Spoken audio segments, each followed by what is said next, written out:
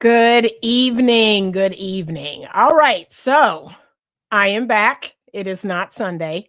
It is Tuesday evening, and we're doing something a little different.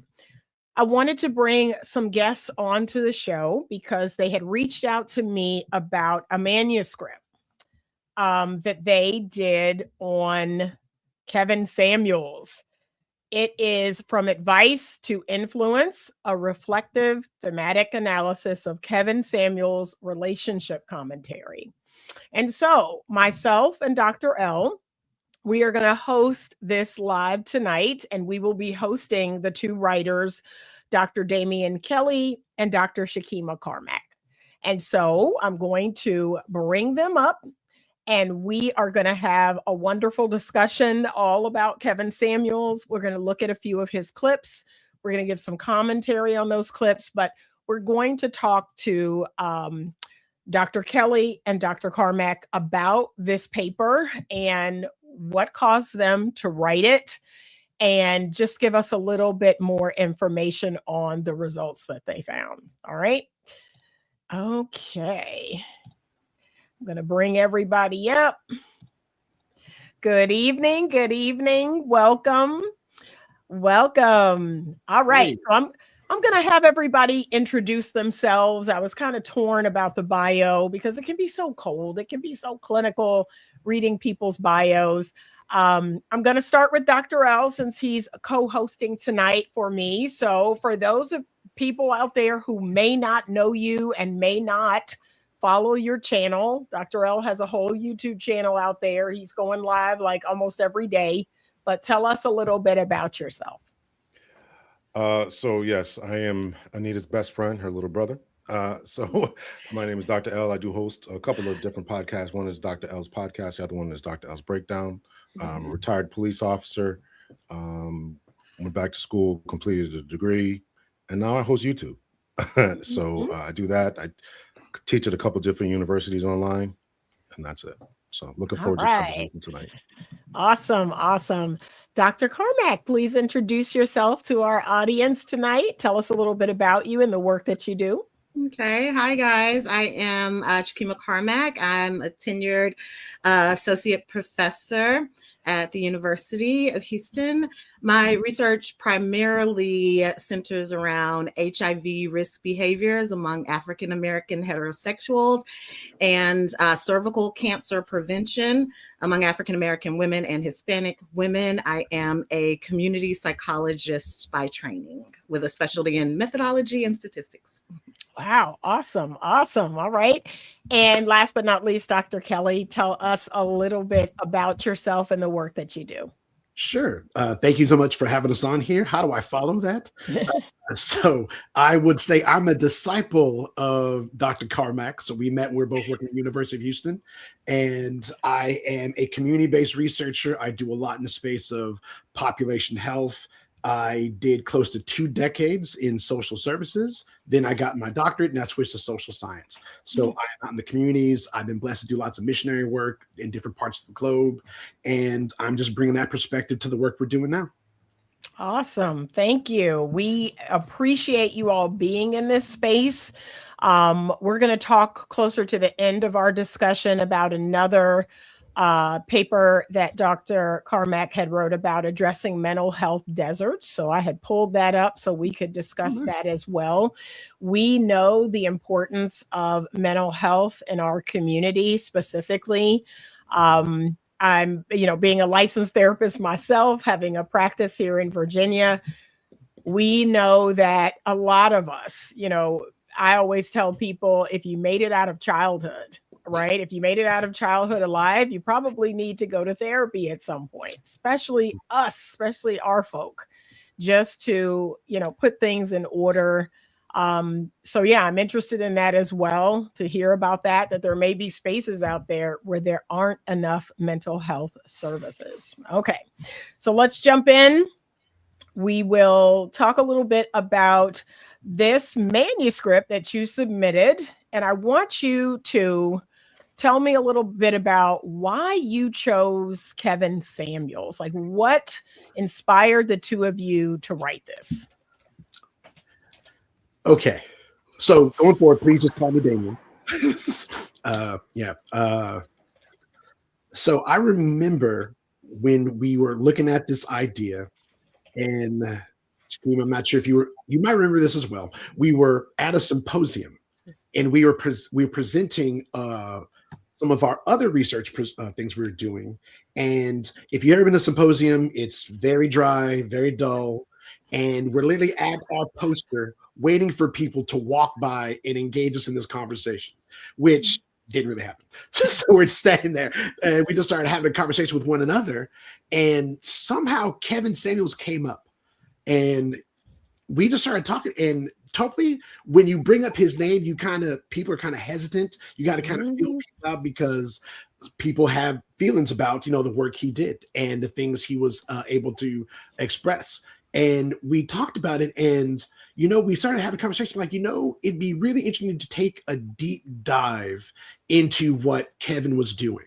I thought there was a lot of subtext to the things he was saying. I think sometimes people may have diminished him down to some catchphrases, but they didn't catch the meaning behind some of the things he was saying.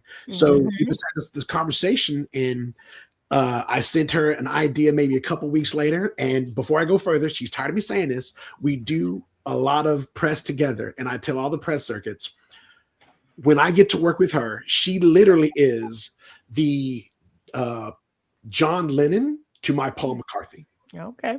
So I can give her a couple lines, some ideas. She will literally turn it into a song.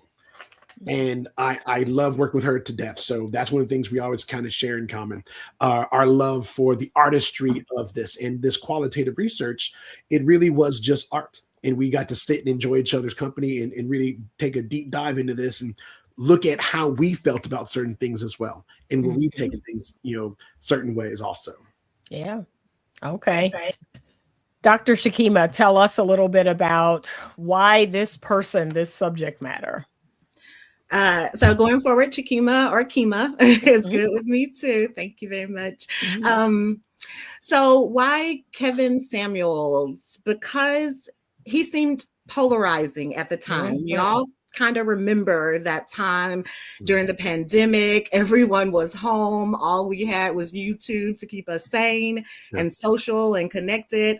And some of the things were jarring. He would say jarring things. He would say sensational things. I mean, that was kind of his attention getter, right? But even in these jarring and supposedly sensational things, I agree with Damien. There was valuable meaning in a lot of his commentary about the state of relationships that we're all seeing, from media influences, from your girlfriends telling you what you should and shouldn't do, and it goes both ways with men and women. But I think I agree with Damien. The sensationalism of it may have downplayed some really important messages about relationships and African-American relationships, to boot. Okay. Well, we're going to play a clip. And there are so many. I mean, I really struggled. There were a couple of clips that I couldn't find, but I struggled to really, because I think I downloaded 25. I was like, I can't play 25 clips. So I was really struggling. But we're going to play a clip of him talking to two young ladies about accountability. Okay. And I'd love your thoughts on it. Stop having sex. Just stop making babies with men that aren't your husbands. Can we agree that accountability is like kryptonite? Man, if a woman doesn't want to have a baby, she does use birth control. I didn't say stop having sex. Just stop making babies with men that aren't your husbands. Can we agree that needs to happen? Okay, so how am I supposed to know if he's Hold on. No. Can we agree that needs to happen first? Okay. Can we? Yes or no? Yeah, that needs to happen. Yeah, we can agree. Then who ensures that, men or women?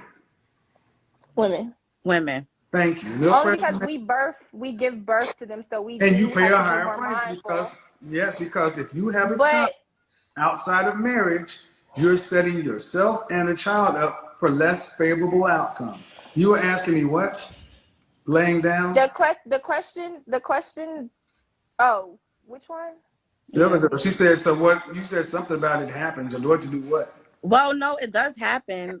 I mean, that's the inevitable. It didn't happen to me, but it does happen to other people. But if you start looking at the marriage, What do you mean it just happens? How do you just get pregnant? You don't just happen to have unprotected sex during the time you're ovulating.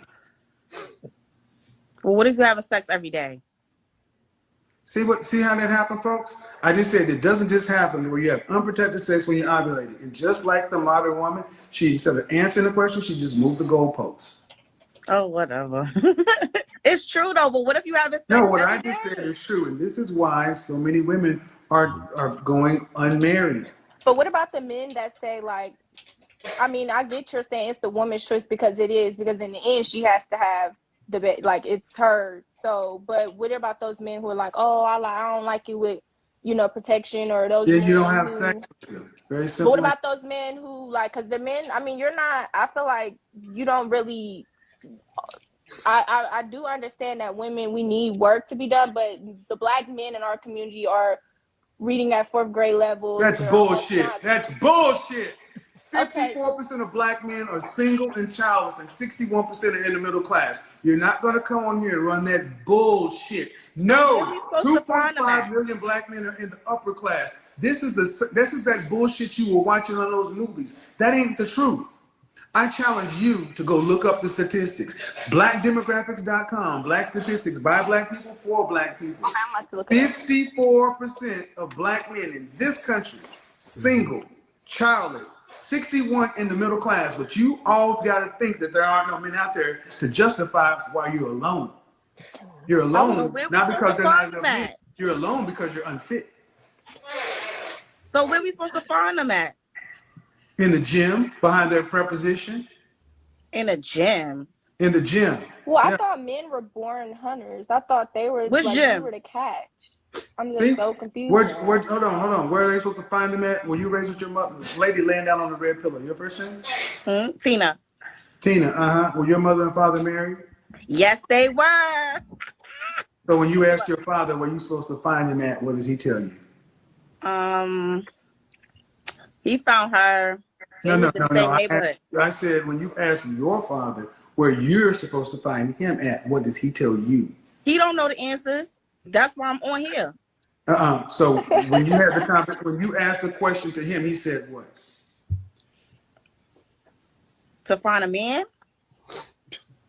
I heard the gym theory. I ain't gonna lie. I heard. Not on the internet. Hold on, sweetheart. No, I'm going to drill down on this. What did he say when you had the conversation with him? In church. I heard that. And then where else? In school. And then where else? That was it. And your father failed you. Oh, what? Oh, goodness. Okay, so that was a clip of Kevin talking to two younger women, helping to educate them on how babies are made. And although they were a little resistant, and I chalk it up to their immaturity, right? Mm-hmm. But, very matter of fact, very direct. There's nothing he said in that clip that's necessarily wrong, but just trying to educate them. All right, Dr. L, you have any thoughts about what was shared in that clip? All right, so we're going to be informal, right? So just call me Lawrence if I got to call everybody out. Okay. I noticed a lot of disrespect, and this has been a theme that a lot of people have been typing in the chat here. Both of the ladies were very reclined, not taking the conversation as serious as I think that they should have. He's trying to give some information, and so there seems to be this disrespect that has occurred within the Black community, going towards, in particular, Black men. And I'd love to hear the other panelists speak about that. But here's an elder figure, uncle figure, father figure, if you want, trying to give some information. And these young ladies are completely dismissive to what he's saying, combative in what they're saying, and laying down and not really engaged in the conversation to the level that I think that they should be. And we can chalk it up to immaturity, whatever, but I just found that a lot of that to be problematic. The attitude in which they go into the conversation. You call into a show, you want to hear what the man has to say, perk up, listen up, and then be open to a dialogue. Right. All right. Damien, what are your thoughts? So many thoughts, actually. Well, to ask you all a question, when Kevin brought up the lady's father, do you actually think she had a conversation with her father about where they could find a good man? No, and I think that was his point. His point was you never had this conversation with your father. Yep. Why do you think that was? Either no relationship, didn't trust his counsel. Again, low boiling contempt has been placed in the chat about the presence, father figure, authority of a black man. Could be a lot of different angles to that.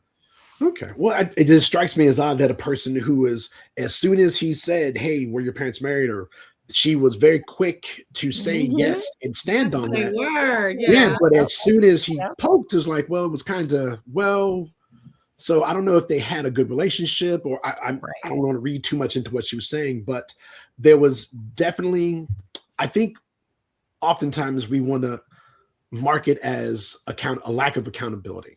Right. But I think some of it also was not maybe fully understanding the consequences of your decisions. And that could be youth, that could be some sort of naivete. I'm not really sure, but I think a lot of it is kind of in that space where they don't, since Kevin was older, like Lawrence was saying, he has a longer vision, and he's seen the outcomes for people who are going through some of these things, and they haven't seen that yet. And I guess they don't believe it could happen to them. And that's honestly, that's a human condition. We all have that idea that, oh, it can't happen to me, until something happens to you and you're like, oh, well, yes, it can. And that's in a lot of different space. And I think they're suffering from that. But one of the themes I'm looking at is that sometimes this is the dynamic within African-American relationships, or maybe even African-American spaces, to where it can sometimes come off as antagonistic sometimes. And I'm not sure that they meant it to be that way. But there was ideas trying to be put across that I don't think, maybe if they'd explored that space a bit more, or he'd have probed a bit deeper, he would have got to something. I'm hoping that since some time has passed, those young ladies can go back and see some of these things and kind of say, oh no, he was right. There are some issues we're having. My dog is walking up to me now. But yeah, there are those issues there. Seriously. But dude, it was there was a lot of meat on that bone. Yeah. Shakima? So I agree with most of what has been said. I noticed right off the bat the disrespect and the combative attitude, the resistance to a solution to the problem. The solution was, protect yourself, be the master of your own fertility. And the comeback was, well, what if you have sex every day? Right. Okay, math would tell us don't have sex every day, right? Especially during that ovulation period.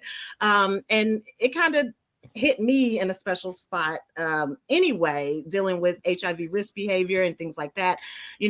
People you don't know, people you're hooking up with. I'm all for sexual freedom, if that's your choice, if that's what you want to call it. But protect yourself, protect yourself, not only from unwanted babies in the future, but from STIs as well, things that could kill you, things that could transfer to the baby, and now you've messed up another life, so I just think what stood out to me so starkly was the lack of humility, that you're calling for advice. And I think maybe Dr. L said this earlier. You're calling for advice, and you're not willing to step up to the plate to receive that advice. From my understanding, this man was a professional consultant on various levels. You're calling for free advice. And we all on this call know our advice and our time is not free and sometimes not cheap, and you're getting this for free. And the humility just wasn't there, and the acceptance of, what you should do.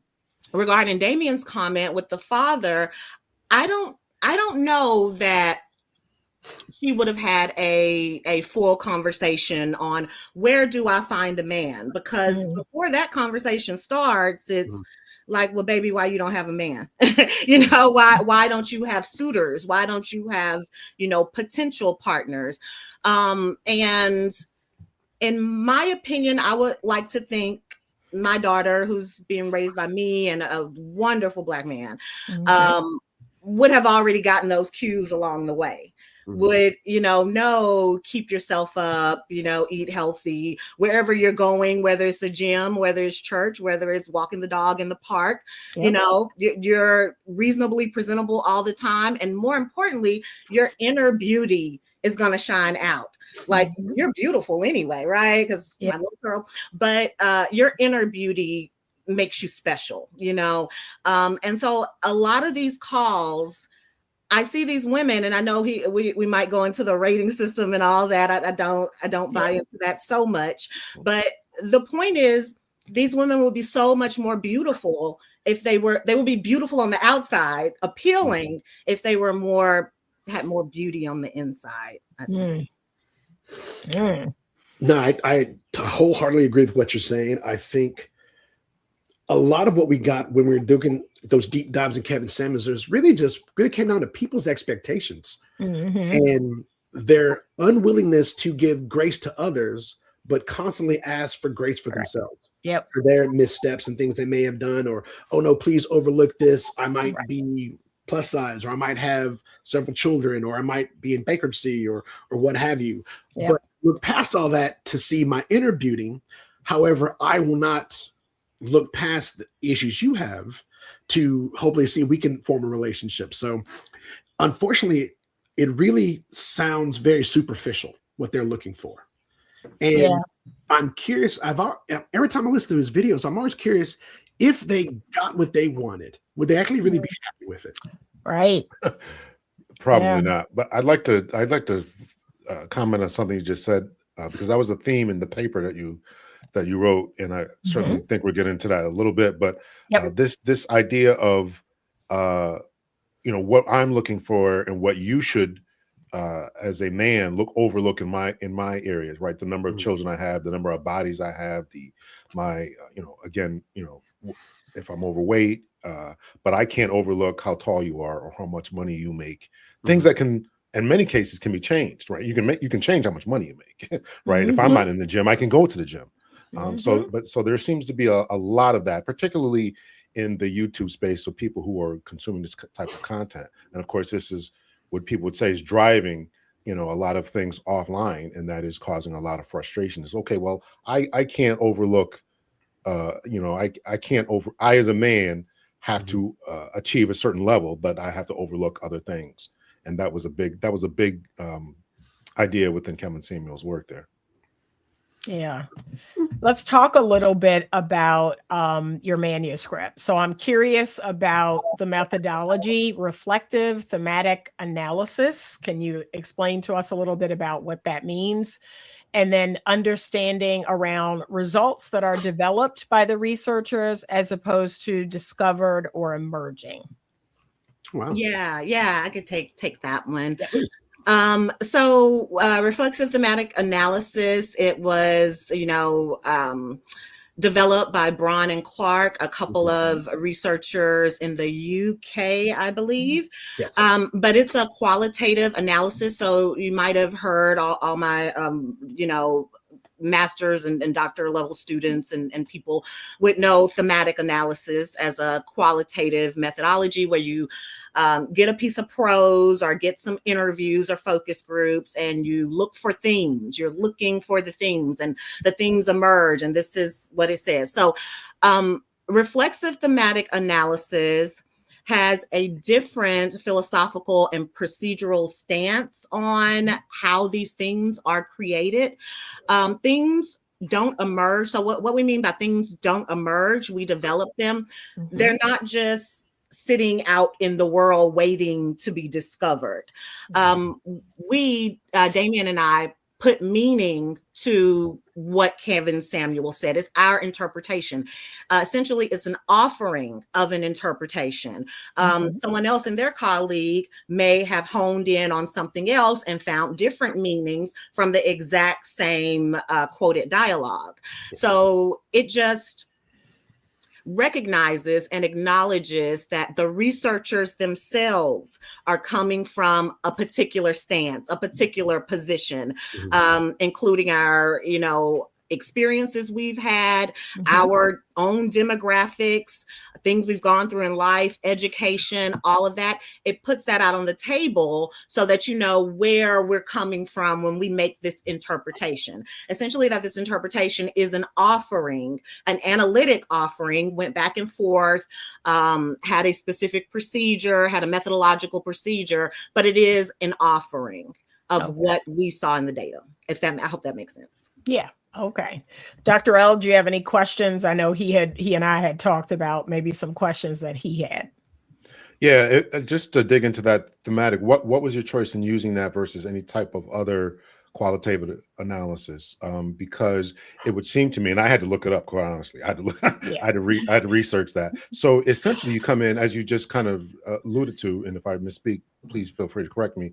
That a researcher will come in with a certain point of view, and then look for themes that would justify your point of view or build upon that. So that's what I read. I see you shaking your head. So please, I mean, so because I think it's important that we understand, what was going on and why you would take that method versus any other qualitative type of research.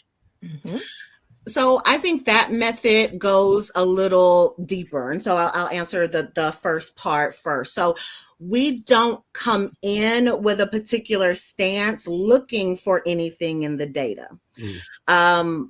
But what we do find in the data, we acknowledge that it has been interpreted through our lens. So you can say, you can have any kind of stance, and I might not see that stance. It may be the same words, but I interpret it different. We see this a lot, with email communication. People think, oh, you're getting snappy with me in email. And you're really not. That's just the way the words go. But the person who read it, wherever they were in time and place, that's what they interpreted.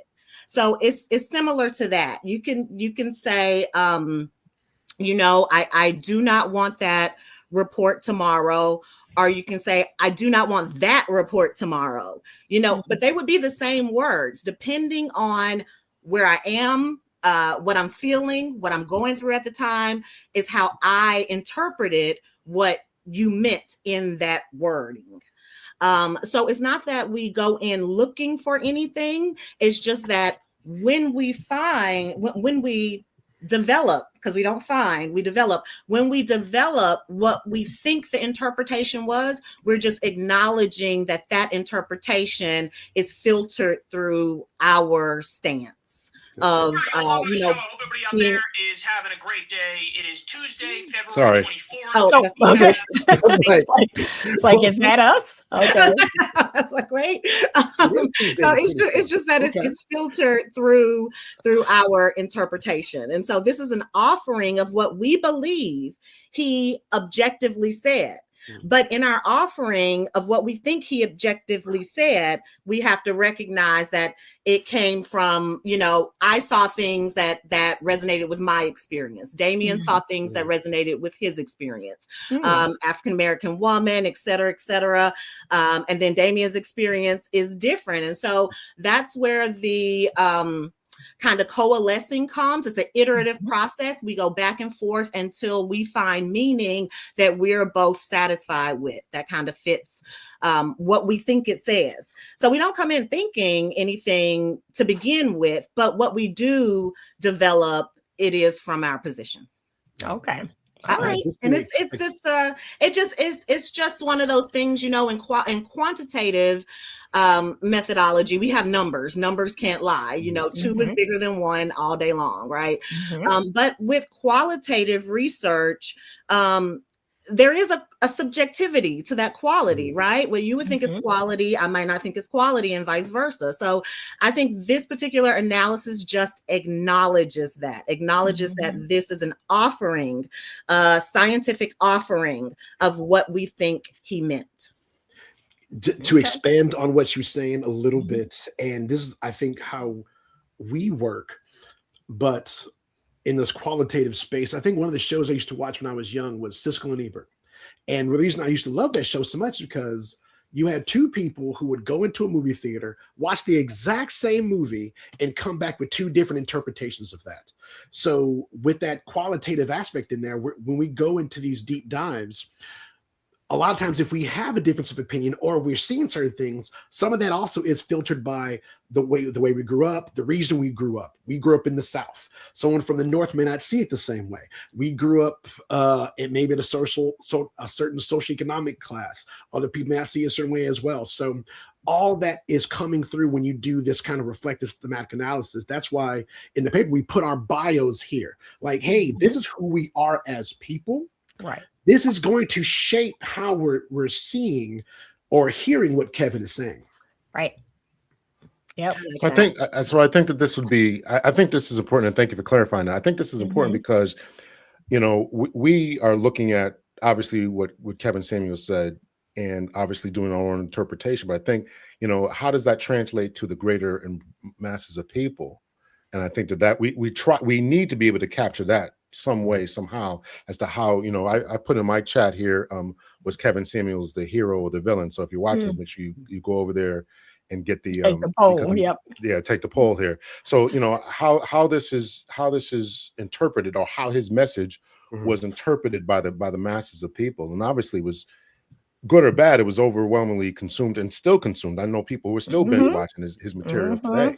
So that was my thought about how we do a qualitative analysis, not only from our own perspective, but the perspectives of the people. You know? If you don't mind, would you mind dropping a link to the paper in the chat? Yes. So we do community-based research, meaning a lot of our research is free to use. So anyone can take a look at the work we've done. One of the things that Dr. or Kim and I really both agree on is we hate when research is behind paywalls. And unless you're affiliated with like a university, you can't get access to these things. If we're doing work for the community, about the community, things the community is talking about, the community needs to have access to this. And one of the things we really want to do with this is to continue the conversation, but give it a scientific background, meaning anyone can look at what we did and recreate the study with their own perspective. And they can do this anywhere they want, because a lot of Kevin's stuff, like you said, his site or his YouTube site is still up. All his videos are there free to use. So anyone can go back and re-listen and see what this brother was saying. Yep. And then to add to that, I like that methodology there, because at some point there be a law of averages and common themes would so-called emerge. You know what I mean? If we're looking to see what the masses would think about some of these things. Yeah, so we got like a couple of the researchers doing their own projects on this, and then we can do some sort of systematic review and kind of average everything out. So these are the common themes with the research that's going on. But again, it's free to use. Anyone can do this, and we actually encourage you to do this, not just with Kevin, but I think we're in a space where there are a lot more people on YouTube becoming very popular, more popular than most movie stars. And you could do this with any person that you have on YouTube. As long as they have a certain body of work, you can go through and just kind of pick some things at random, and you could do this. It'd be interesting to see if they use this template. Not that I would do this, but if other people want to do this, maybe for Charlie Kirk, for people in that space, please have at it, do it. And I'd be curious to hear what the researchers found with what the things he was saying. All right. I want to acknowledge two folks who are supporting the channel, either mine or Dr. L's. AJC33, thank you so much for the $5. I appreciate you. And then we also have Mike of Malice, Leon 008. He says, email interpretation is real. I have been using AI, and the interesting thing is the response I get from coworkers is different and more positive. Okay, it's good to know. All right. Thank you so much. We're going to check out another video now. Some of these videos are going to get a little spicy, because we all know Kevin well. He was direct, if nothing else. So I want to play another video for us to just take a look at and tell me your thoughts about this. Synopsis. I'm 42 years old. Last year I used to weigh 203 pounds. None. No, I'm not finished. None. Yeah, you That was are. last year. Yeah, you are. This year I weigh 165. No, ma'am. I said you're finished. You're finished. I'm done. Yep. There's nothing left for me. Not realistically. Well, thank you. I'm not going to lie to you. Because I'm 42. It's the age and the weight. And then if you have any children over 40 and you're obese, and if you're coming down, you still can go the other way. And then you have children. Okay, the only way that there would ever be any chance for you is if you were gorgeous. And if you were gorgeous, you would be calling. So I need the people to understand I'm not being rude. It's just oftentimes I'll get women who want to call in, they want to tell me their story, and then I know where it's going to end. Ma'am, you kind of knew that in order to overcome just your age alone, you're going to have to be very feminine, very submissive, very cooperative. You have to bring a lot to the table. That's before your weight and before your children. And your children are a messy detail for a man. And you can love your children, but people don't look at our kids the same way. So that's why when you asked, I'm like, okay. So very honest, very direct. And we even have some ladies in the chat saying that, it was too much. It was too direct and he could have been softer. And that's something that I have personally seen, that if I were to try to do, some sort of research on this, I would say it's the women predominantly that felt, his style was distasteful, right? That he was too direct, he was too blunt. But the men, now this is what I wrote about the men. I actually wrote something in my phone. I said, Kevin Samuels gave a voice to a percentage of Black men who felt powerless and had no voice in dating and relationships. He woke men up to the possibility of speaking out, but oddly about the things they were seeing change in dating. His brutal honesty and bold style of communicating was refreshing to men. He said what most men didn't feel confident or comfortable saying, especially to women. I think that was his draw, that he was bold. Like he was very bold. He was very brave and very direct. And I think for a period of time, men have not really spoken up. They've not felt like they had a voice, whether it's in their own home, in their own marriage, in their relationships. And so here along comes this guy, and he is telling women like it is. And men really rallied and got behind that. And they felt like, okay, like we have a man that's telling it like it is. What are your thoughts about that? Lawrence, what are your thoughts about that? I want to hear what Kima had to say first, if I could, Okay. because she's talking. There was a direct clip towards women, Yep. so I'd like to hear what a woman had to say. Okay. Absolutely. So, there we go. So I agree with the sentiments. I do. And so I think that comes full circle to the paper and why we wanted to do it. I agree with those sentiments. I mean, he was telling it like it is. I do believe you can tell it like it is in a more tactful way, but that was his approach. We're not the same. We don't come from the same place. We may not, have the same language decorum, so to speak. But that's okay. And I think that's kind of where the message gets lost. Like, oh my God, he called her fat. Well, if she's overweight and has these things going against her, then that's information. A lot of it got lost in the sensationalism and the snappy words, snappy phrases, but the sentiment is there. It's like, let's be real. He's out there, he's consulting, so he's seen relationships at different tiers. I know he didn't come specifically from money. He had hardworking parents and things like that.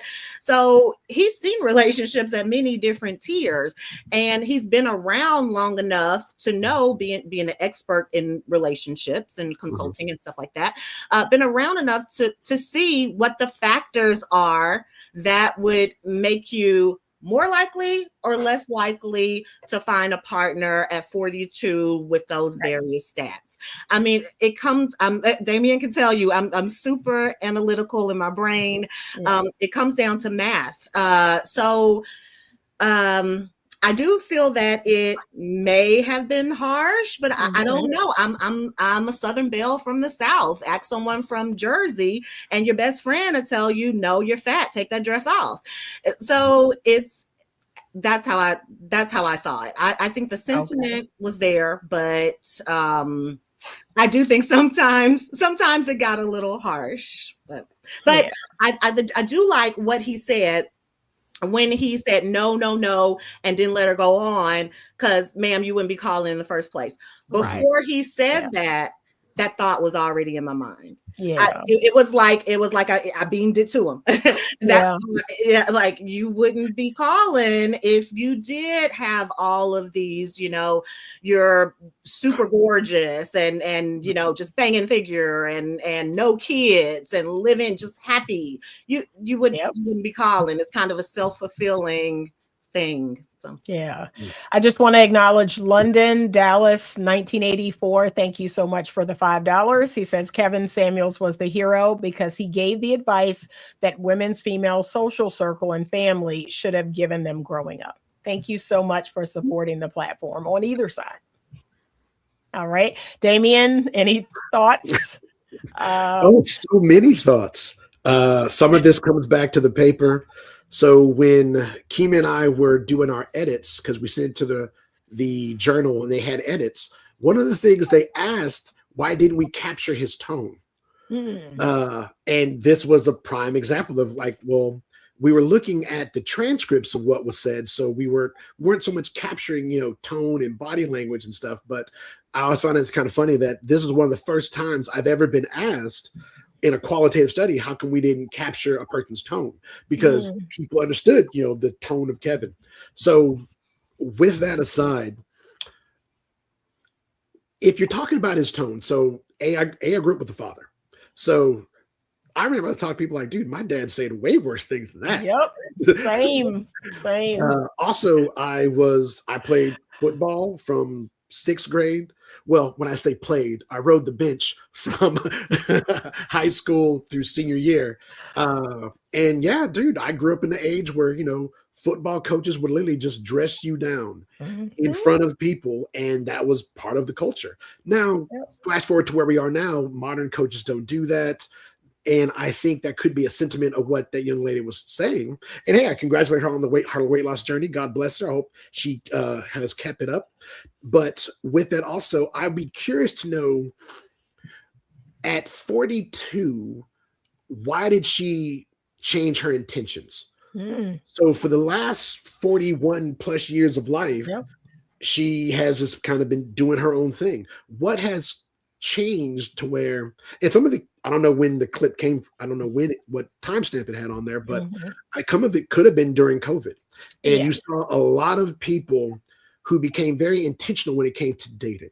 Right. And when I would go back and listen to some of these recordings, or flash forward to where we're at now, when I hear people talk, and we just passed Valentine's Day, and we just passed the holiday season, and people were talking about either their frustrations when it comes to their love life, etc., and their expectations. I'm always so curious, like, what were these people doing during COVID, when everyone thought the world was ending? who are these people with? What were they doing? When they looked in the mirror because they couldn't go to the clubs anymore, everything was shut down. Who did they see? And were they happy with what was going on? And I think some of that's what really catapulted Kevin, because a lot of people, once you took away all the distractions, I used to work at the housing authority, and we had a couple of coworkers used to always say, God has a way of clearing your calendar. And once that calendar got cleared, is that what spawned the weight loss journey? Is that what kind of freed them up to like, hey, I'm by myself and I don't want to be by myself anymore, especially if the world is ending. I want to at least die with somebody. Maybe I need to try to get out there and meet somebody, etc. So I'm always curious about people's motives when they did call. What were they seeing in their own life? But with what he said, I don't necessarily disagree with what he was being very honest with. Like, if you want to get out there, these are things you're gonna have to do because you're competing against everyone else. And that's what it is. But people have a hard time, I think, sometimes talking about the competition in dating, but they understand the competition in the job market. You understand the competition when you're trying to park your car at the grocery store, trying to get space that's right next to the exit or whatnot. So yes, in the dating world, in your academic world, you're competing with your colleagues, people that you're in your cohort with when you're in school. When you're out of school, you're competing with all these people to get that job. The same thing applies in relationships as well. You're competing with all these other people to get this person. And I don't know when we got away from that. I thought that was understood, that I wasn't a man's only option. Like, I always thought that was something that was understood. So I wanted to be his best option because I knew I wasn't his only option. So I never really understood when that all fell away.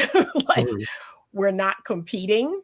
No, I mean, I know a lot of women don't like to hear that, but it is true. I'm not a man's only option. I think it comes down to people and their perceived options. So when I say be intentional, and like the example I gave earlier, the young lady, she's intentional about losing weight. She purposely have said some things, and I'll take it a little step further, and I think you'll understand what I'm saying. So I travel a lot. My dad lives in London, actually, so I go overseas quite often. I do a lot of missionary work, and that phenomenon that happens when you're overseas and you're eating like a pig, but you find you're losing weight. That, well, it's you don't have to be intentional about weight loss, but the environment has changed, so the food's different. There's more walkability, etc. It's more conducive to weight loss. When you're here in the States, it's much harder to lose weight because you have to be very intentional about it.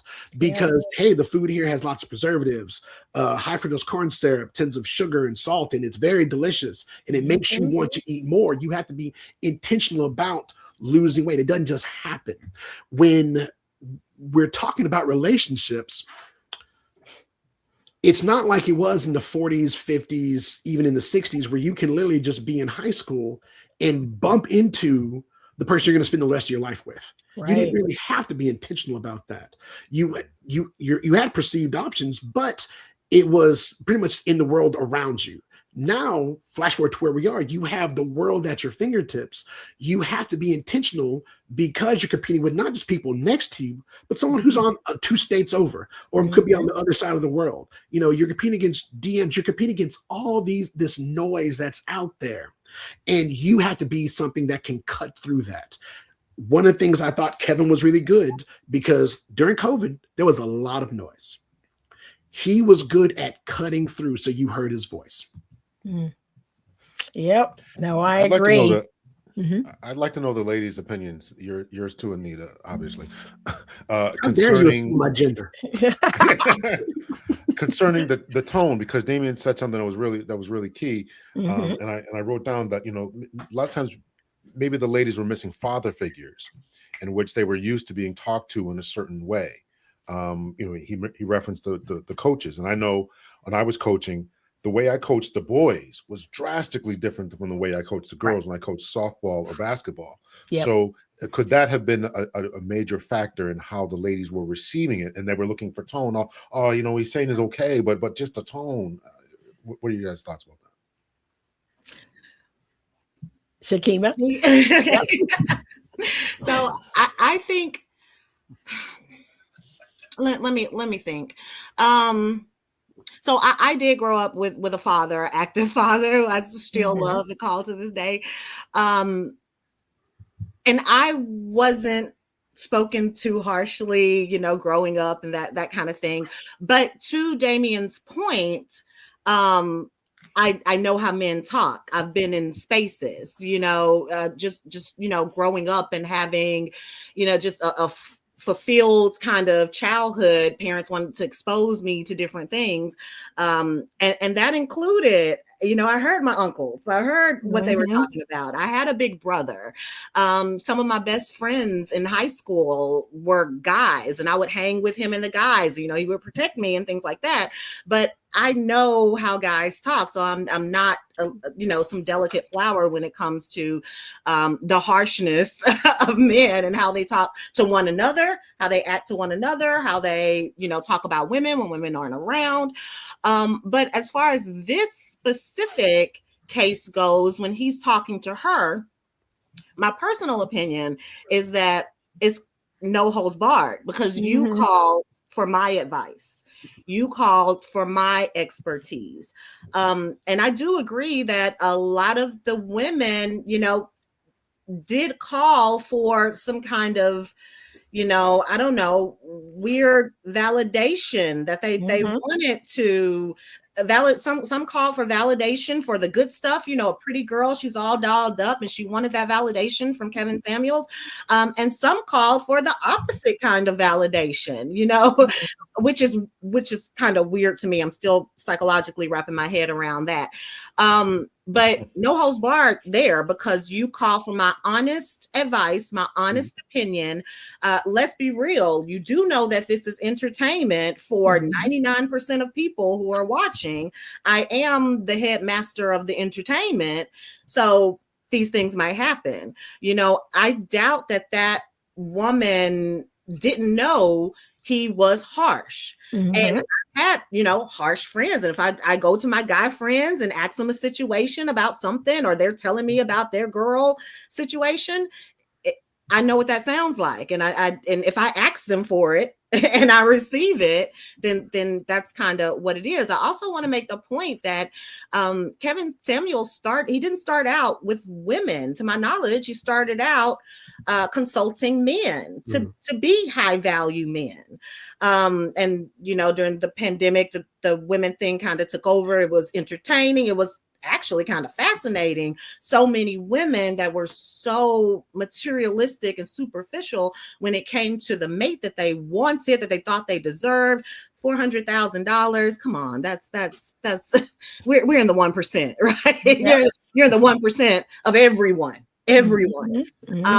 So that's kind of how I feel about it. It was a little harsh to me, but it's not anything I haven't heard and don't expect, knowing the platform and the consultant, the expert that I'm calling. Yeah. I'm going to play a clip because I did download a few clips of Kevin talking with men. So to be fair, there were lots of clips I found. There's one in particular that it had some sort of glitch in it. I couldn't play it. But that one clip in particular he's brutal. I'm going to play this one. I couldn't get that other clip to play correctly, but it wasn't just with women. He definitely held men accountable as well. I'm going to play this one. Chromosome, it don't work. You don't want to actually have it where it counts to have the real leverage. You want her to respect your masculinity and your manhood because you have a penis and an XY chromosome. It don't work that way. Women respect resources. You can't check a bitch because you got nothing to check with. The only place you dominate is in the bedroom. Dominate on the balance sheet. Dominate on your wallet, which is your accomplishments. Any woman that you choose to deal with, her money should be no good with you if you're 100% man. You pay everything. Why? Because it keeps her in her feminine when she's with you. I don't give a shit. The women I deal with, they know I don't care what you do when you're not with me. We don't even tell you about the guy. I don't care. All I care is how you operate when you're here. Okay, so he definitely encouraged men to get their money up and to have a presence and to work out. One of the things I wanted to mention is you all had you had 5 overarching categories, so reflexive themes from the 18 codes that you had. I want you to speak to each of those. So number 1 was power, control, and gender dynamics. Number 2 was romantic expectations for marriage. Number 3 was race, identity, and structural injustice. Number 4 was social norms, religion, and cultural beliefs. And number 5 was mental health, healing, and emotional labor. So I want you to speak to all of those. I mean, some of these clips, I don't know if any of them fit in to any of those 5 themes that you all came up with. So I guess I'll kick it off, Damien, and Okay, feel free to get in there or wherever you see. The power, control, and gender dynamics. So that one, I think some of the dialogue that we chose, and keep in mind, the episodes were selected randomly. So we didn't go looking for particular episodes. They were just selected randomly, and we interpreted what he said in the monologues, right? Some of the commentary that he was saying had to do a lot with women's sense of privilege, and, you know, believing that a man owes her. And so I love that you played that other clip of him, you know, with the man. You know, women don't want a broke man. And this is generally speaking, right? And generally speaking, men don't want a busted, ran through woman, you know. So so that kind of resonates with that power, control, and gender dynamics. You know, whether you agree with traditional gender roles, usually in most relationships in the 2020s, it's flexible, right? But there's still defined pockets. I'm still feminine, you're still masculine, you know. The protector, a man being the protector, and that means a woman is to, you know, be housed under that protection. And there's nothing wrong with the word submission. There's nothing wrong. You know, you submit to the cop when he pulls you over. You submit to your boss when they need that report ASAP. You know, we submit to things all the time. What's greater than submitting to the one you're supposed to love? And it does go both ways, but it's that kind of traditional notion that man is to follow woman, and so then woman thinks that she's totally man's slave. That's not what that has to do with at all. That's not what that means at all. But there is a give and take when it comes to the feminine and the masculine, the yin and yang. They are both needed for a successful family. I think they're both needed, just even if you don't have children, just to, you know, feel good in your partnership. You know, I like that gender roles and power dynamics in nice little buckets, sort of overlapping sometimes when the situation calls, but overall, I love being feminine. I love being a girl, a woman, a lady, all of those feminine words. And I love my man being big and masculine and bold when he needs to, and protecting me when he needs, like, that's my ish, right? So I think that has a lot to do with theme 1 in some of the clips that we saw, even right down to that first one where she's resistant up front. She's combative up front. Well, no, your role is to listen to this man that you call. Never mind that he's, you know, your elder and the expert here. So a lot of that I would say about theme 1. My only issue, And I keep trying to explain this to people. Kevin and I were close in age. We are in the same Gen X generation. My issue was, I told people 90% of what he said, I agreed with. Now, I don't agree with anybody 100% of the time. Right. That's the first thing. Mm-hmm. The second thing that I personally didn't care for is if he got short or if he got triggered. I call it triggered. If he got triggered, if a woman either disrespected him or talked over him or whatever happened and he got triggered, there were a couple of videos where he lost frame. That I saw him lose frame, and I felt that I always find that distasteful. When a man loses frame, when his pitch goes up and he starts cursing and yelling, I always find that distasteful. It doesn't matter who does it. If you are a man, I want to see you keep frame. I want to see you be stoic. I want to see you be calm, right? I want that frame to be maintained. And there were a few videos where he completely lost his frame. And that's what I found distasteful. The third thing I'll say is, I'm a clinician, right? I'm a therapist.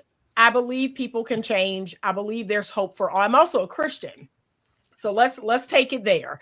I believe there's hope for everyone. And I felt like there were times where he condemned people. He kind of condemned them to hell, and that's that. And that's that, and that didn't sit right with me. Yeah. But again, I'm a woman, and I'm also a therapist. I'm a clinician. So it's not in me to just condemn someone and there's no hope for you. Just go on about your business. Something about that just didn't sit right with my soul. But 90% of what he was saying is a lot of the things I say. I get accused of not using a good tone, being too direct. But I'm going to be honest. I feel like it should come from a woman. I feel like a woman should be able to tell a younger woman, baby, don't wear that. I do it all the time. I tell my daughter, it's 30 degrees outside. Why do you have on shorts? And why are the shorts so short? Yeah. I talk to my daughter that way. I'm not sweet. And now I've decided this year to try to sprinkle a little brown sugar on what it is I'm saying. But I'm kind of direct. I'm kind of to the point. And I tell women, there's nothing can be gained by sleeping around. There's no benefit in that. Nothing. So Anita, you said a lot. I'm trying to process everything. Mm-hmm. So I think the second thing you mentioned when you were talking about Kevin losing frame, and I believe Kevin actually brought this up as well in one of either his monologues or it may have been in the clip or whatnot. But I remember distinctly he was talking about how come men don't have access to their full range of emotions as well. Yep. But some of it is also when you see a black man get mad, and we talk about this some in the paper when it comes to dynamics and things like that. When you see a black man get mad, it raises a whole new issue. There's a level of threat or danger that some people may perceive.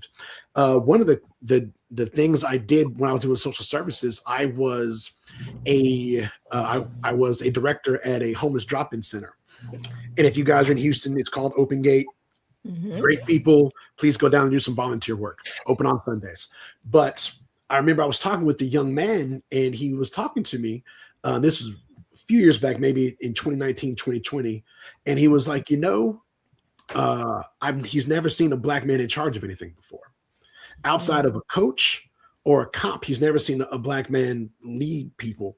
And that I've always taken that with me everywhere I go, that because you are African American, people are seeing certain things about you or things that you may not be able to experience because you are black or you're a black man. But when he would, I think the first thing you said was 99% of the people that you talk to agree with you. Mm-hmm. When we were doing these deep dives into his conversations with people, most of the callers, people don't remember this, most of the callers would call in to say, I agree 100% with what you're saying. He would literally say, hey, thank you so much, but I got to get to people who disagree. But most of the calls that would happen were people agreeing with everything he was saying. He's spot on. It was so fresh to hear a perspective that has not been heard before. So I always give credit to Kevin for that. I've seen people lose their cool constantly. Again, we're human.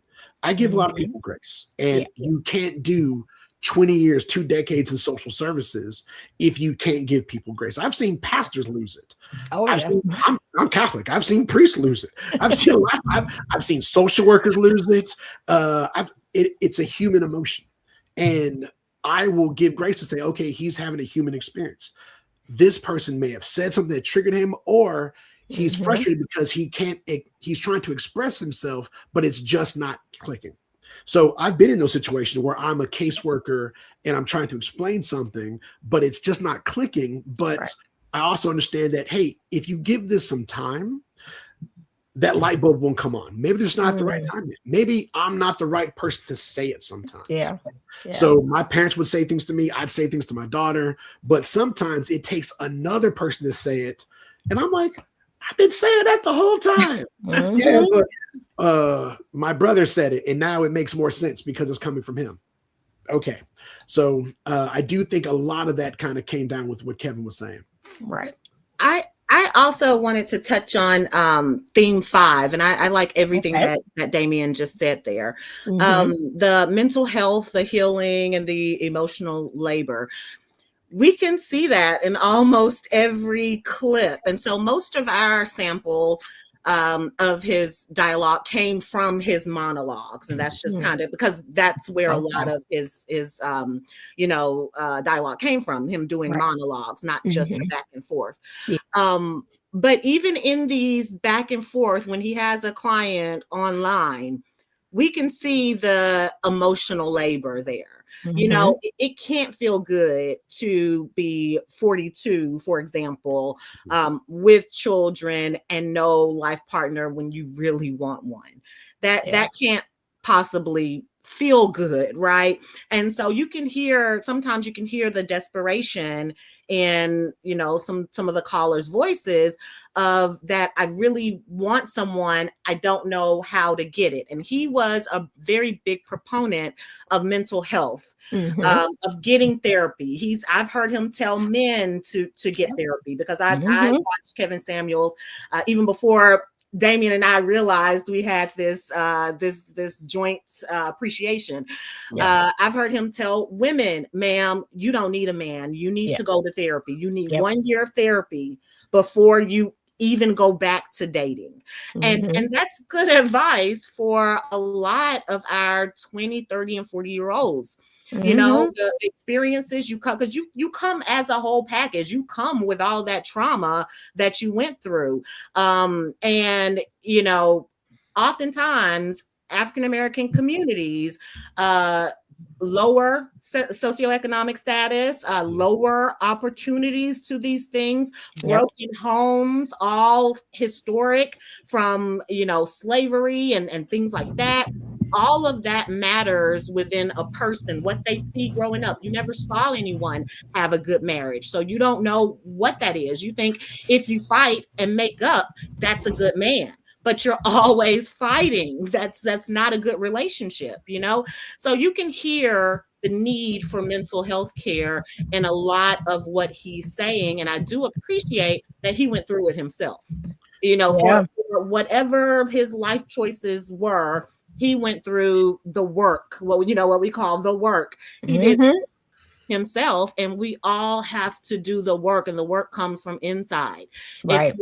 And I take this from another famous psychologist that we might know, but choose wisely and treat kindly.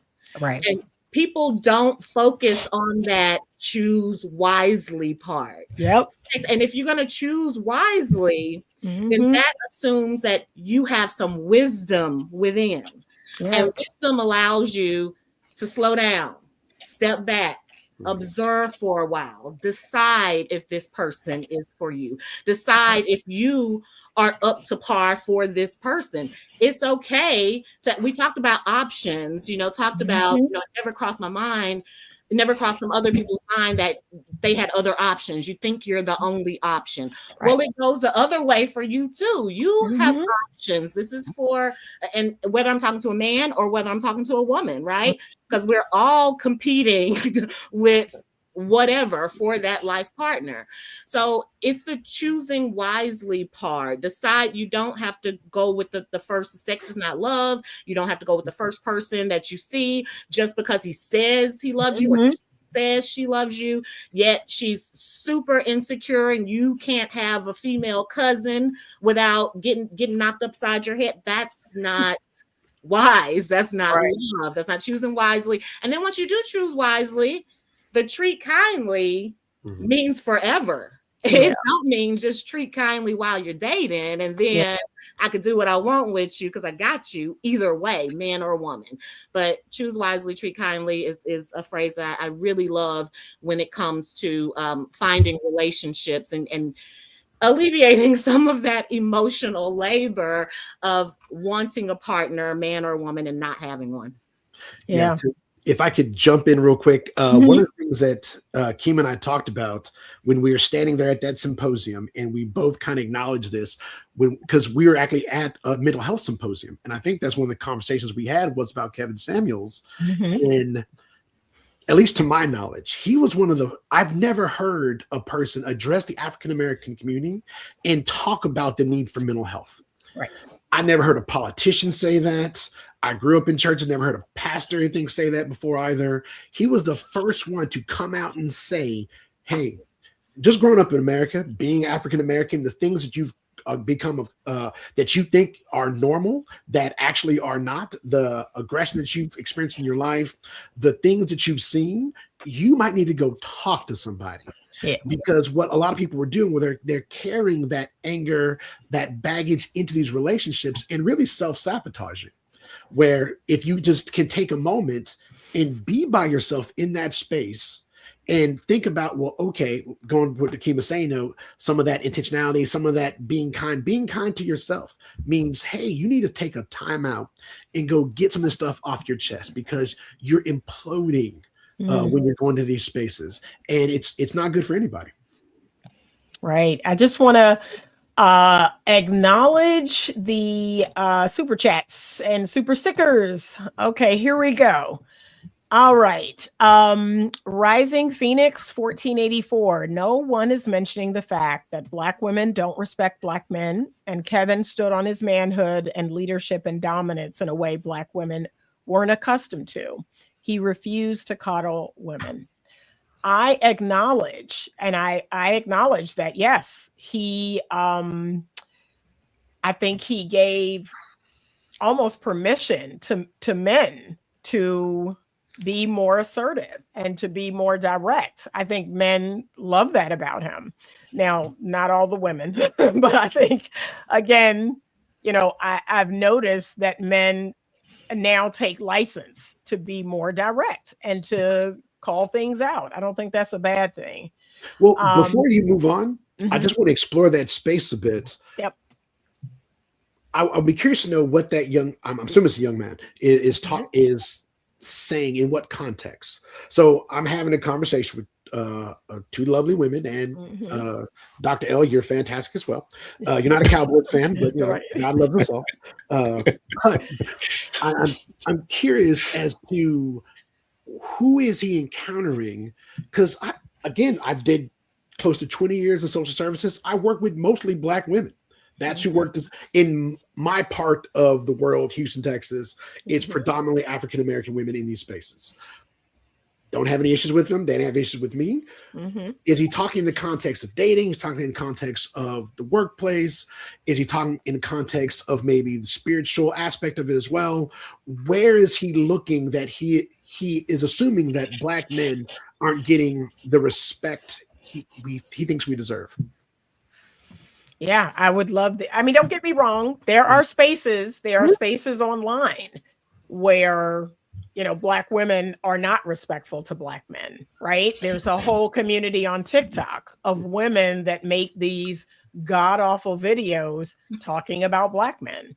So I have no doubt that what he's saying is true. But like you just said, it's just like when women say to me, oh, these awful Black men, and I don't have that experience. So I keep my mouth closed because that's not my experience. I have good experiences with Black men. So I'm not. Do you think that's just because of the internet space? And I'm going to try to give a better example. So when I'm out in the world, if you go to the mall, the airport, I see regular people with regular people all the time. Yep. But in the internet space, people have this kind of, oh no, I want this person who's this tall and makes this much money. But in their life, when they're around, you don't see them with this kind of person. So so I'm not on TikTok. I don't have a Twitter account because I know how toxic those things can be. But I've heard the Twitch community, because I have nephews who do a lot of gaming online, can be just as toxic as well. Yep. And I've been saying that those of us who live most of our life. So I tell people 97% of my life is lived out here.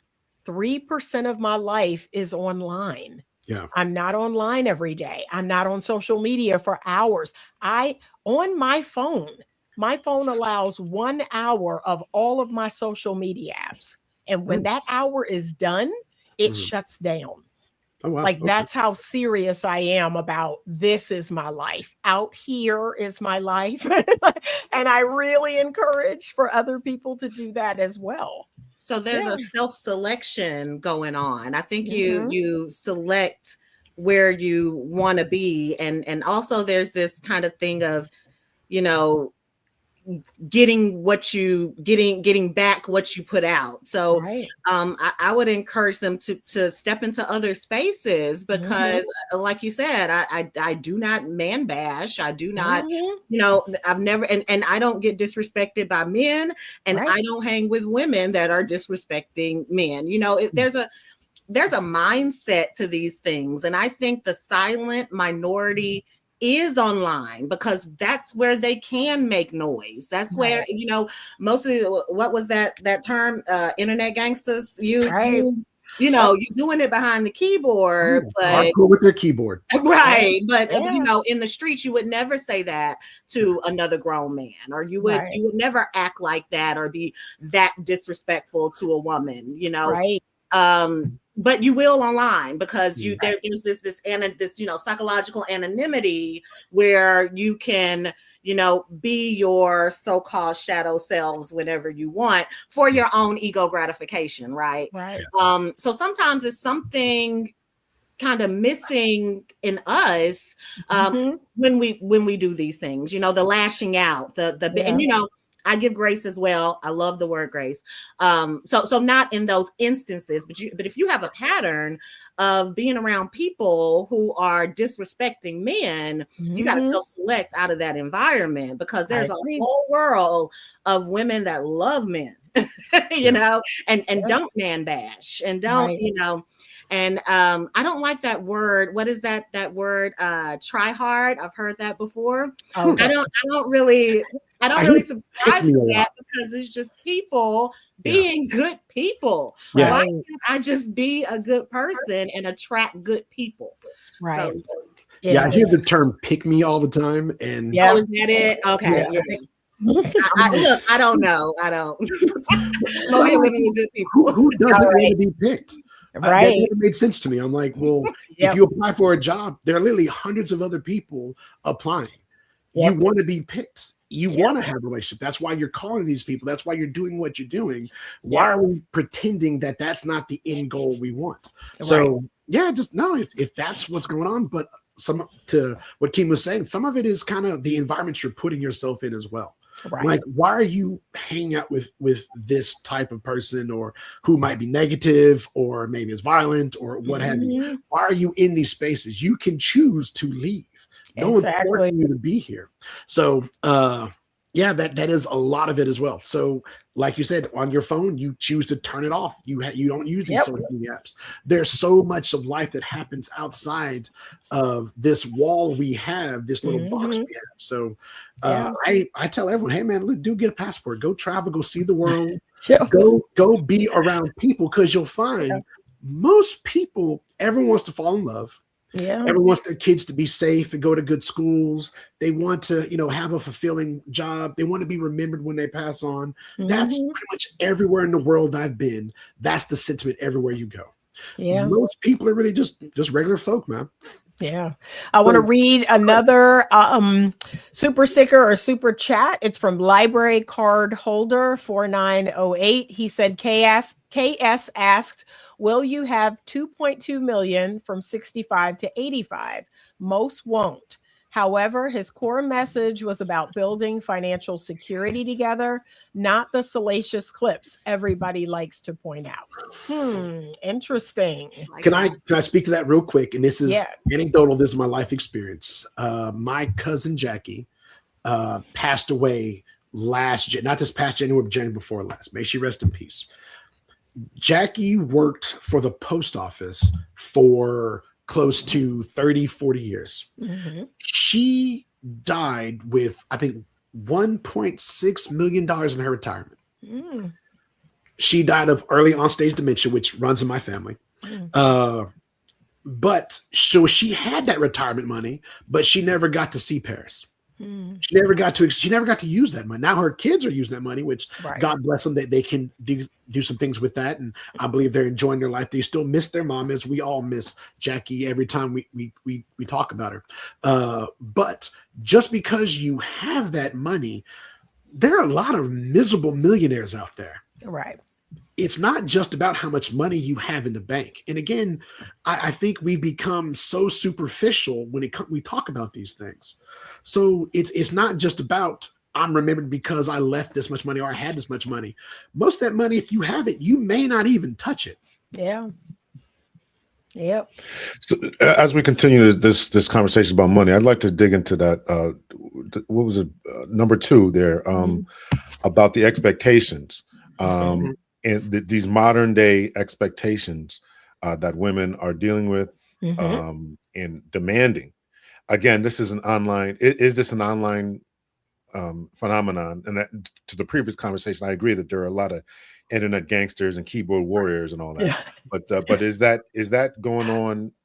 This whole, these people have to have these, in particular the men have to have these qualifications in order to even get my phone number now, right? Before I give you my Instagram, now you got to hit my Cash App or whatever. Can you guys speak to the idea of these unrealistic expectations that some of these ladies are having? I'd be curious to know, how do they know they even have that?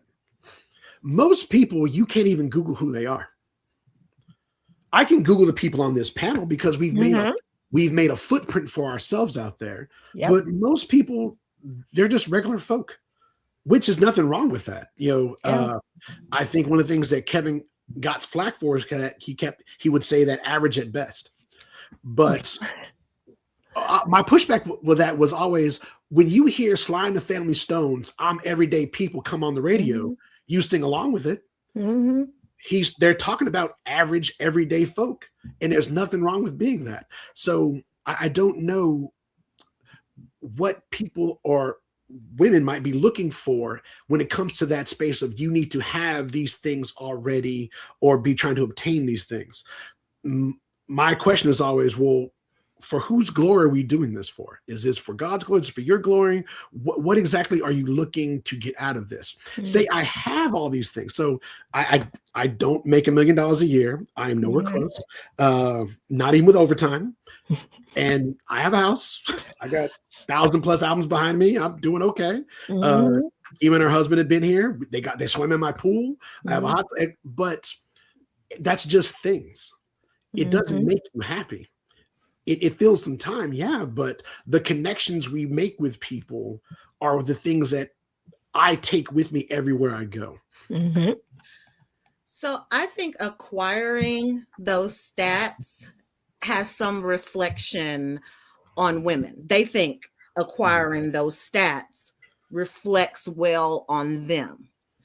So that kind of leads me to believe women that do have these, oh, you have to be, and a lot of it is superficial. Like what was it, the 666, that thing is because if she attains that man with those stats, then that means she's worthy. That means she's good. That means she is loved. So it sometimes can come down to looking for love in the wrong place, because you should already have that worthiness. You should already now there, basic things. The lights have to be paid, rent have to be paid, et cetera, et cetera. So they're basic things I do like that a man provides for me. Mm-hmm. That's basic though. That's not $2.2 million. That's not $400,000 a year. Not knowing that the average family is living on $58,000 or less. And living well, raising 4 kids. So I think sometimes women want those stats because they think it reflects something internally for them. It reflects something for them that should already be internal, a worthiness. You have a right to be here. You have a right to have a man and be loved by a man, and you have a right to have all these things provided by a man, but you're equating that with the material. He looks a certain way, he makes a certain amount of money, so that presumably he could spend it on you, because you could find a millionaire who is a curmudgeon and won't give you a dime, right? But you check, you got a millionaire. So I think it's a lot of times people looking for outside validation to fulfill something on the inside, like filling a empty cup, like a cup with a hole in it. You keep trying to fill it with all this material things and this outside validation, but there's a hole in it, and that comes from inside, from fixing something inside. Again, full circle, call back to that mental health. Yeah, I want to address this comment in particular. Another component that I do not see you guys talking about is the delusional aspirations for the mate that these women were asking for. No comment on female entitlement. That's Rising Phoenix 1484. I speak about this quite often on my platform. I am not disagreeing that there is a percentage of women, and they are, specifically online. Those are the loudest. Those are the loudest women making these videos. They're online and they're saying they're 10s when they're probably 2s. I'm not disagreeing. If you're familiar with my platform, if you're familiar with the things that I talk about, I'm not disagreeing that there are a percentage of women that live in la la land. And they see themselves, I don't know, better or higher than they are. I'm not disagreeing with that. I speak about that all the time. That is a thing. But there's also a percentage of women who just live every day. They're not spending 8 hours a day on social media. They're not posting. I know plenty of women that they have, what do they call it? An Instagram account. I forget what they call it, but they don't post at all. They simply have it so that they can share, like if I send them something from Instagram, so they can watch the videos. But they're average women, and they're not, they don't have expectations that are crazy. They're just regular women. And a lot of those women, if I'm being honest, they're just kind of checked out from dating. So I'm not disagreeing with the men saying that. I see it online because I happen to be online, but a lot of my life is lived offline. Yeah. And I know a lot of women who know, they're average women and they have average expectations of men. That's all. Two things can be true at the same time. Remember that. I have to often remind people of that. Absolutely. That two things can be true. I just want to get to this super chat, super sticker, high tolerance 2500. KS made a seismic impact that sparked a reset within the culture. Women weren't used to the accountability and having their feet put to the fire. Same with men who had no choice but to level up or fade to black. What do you all think about Love that? it. Love it. Yeah, that's well put. Yeah. Landon Dallas, 1984. Now let's all sit around and talk like we don't see how Black women interact with Black men on the day-to-day basis. Again, two things can be true at the same time. I know Black women that are respectful and kind, and I've also seen Black women who are not. So we're not going to say all of them are disrespectful, right? Because there are a lot of them that are not. But yes, two things can be true at the same time. But And that's then also a lot of people, though. Like, right. when we talk about entitlement, I don't think people realize how entitled we all are as Americans, and all of the things we take for granted on a daily basis. One of my favorite things when I do missionary work, when I go to these other countries, when they're about to give the talk, I always stand on the other side so I can see people's faces when they tell the people, "Hey, you're not allowed to flush your toilet paper here." My favorite thing is to see the look of shock and awe on people's faces who've never experienced that. That yes, there are things we do every day that we take for granted. That the water we drink, the water in our toilet bowls is often cleaner than the water that most people have to drink across the world, across the globe. So we all have that sense of entitlement sometimes. Now, some of it does go back to unrealistic expectations, but a lot of that is in this online atmosphere. When you're in the real world, when you're going to the store or whatever, you just see regular people. And people are getting along, getting their groceries or doing what they got to do.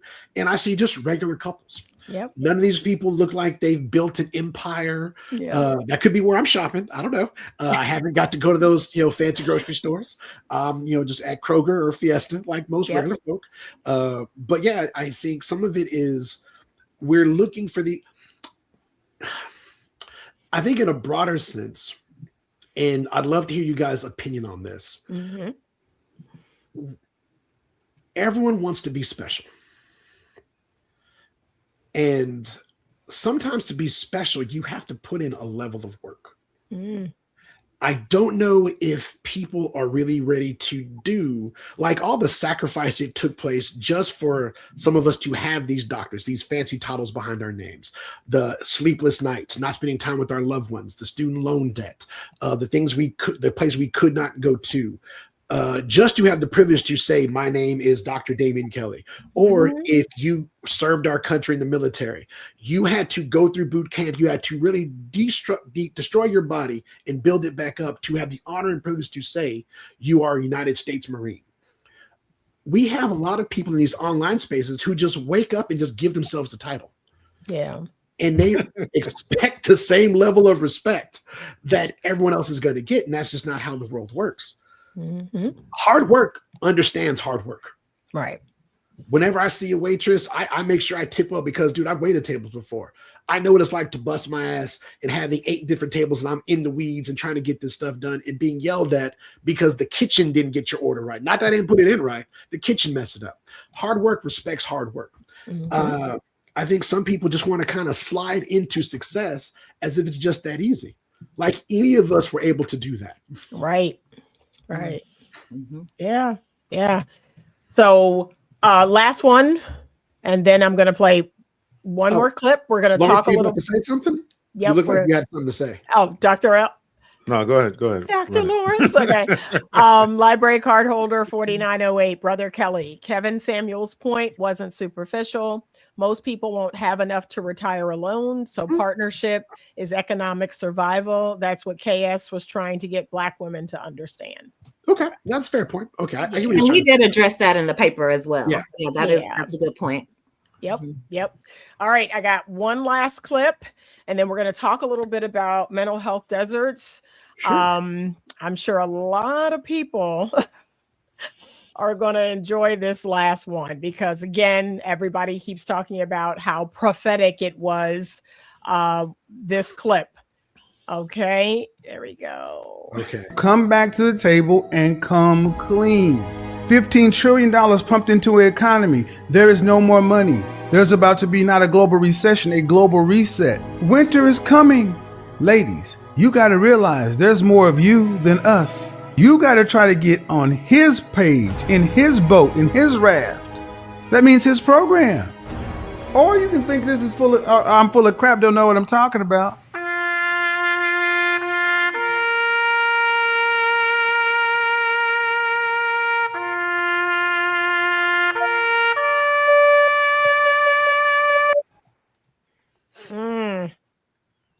Okay, so a lot of people believe that Kevin's words were prophetic, and that now, we're seeing between, the birth rate declining, marriage rate declining, women are making these TikToks in their car about where are all the good men, and we need good men and strong men, and here we are. Okay, Dr. L, tell us what you think. Yeah. I think that I don't like talking economics, quite honestly.